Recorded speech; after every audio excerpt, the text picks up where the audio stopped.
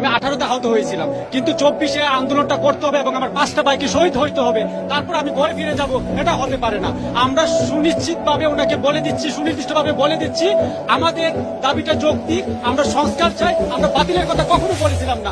উনি বিরক্ত হয়ে গেলেন, বাতিল করে দিলেন, আবার কুটকে দিয়ে আবার নিয়ে আসলেন। আমার 5টা ভাইয়ের রক্ত আজকে আমার বাংলার মাটি রক্তে রঞ্জিত করছে, সেই রক্ত বৃথা যেতে দেব না। আমরা অবশ্যই প্রয়োজনে শহীদ হবো, কিন্তু সংস্কার করে তবেই করে ফিরবো ইনশাল্লাহ। আমি 18তে আহত হয়েছিলাম, কিন্তু 24-এ আন্দোলনটা করতে হবে এবং আমার 5টা ভাইকে শহীদ হইতে হবে, তারপর আমি ঘরে ফিরে যাব, এটা হতে পারে না।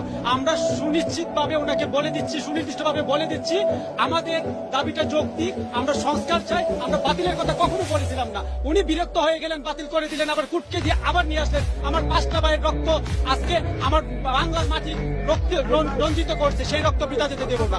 আমরা অবশ্যই প্রয়োজনে শহীদ হবো, কিন্তু সংস্কার করে তবেই করে ফিরবো ইনশাল্লাহ।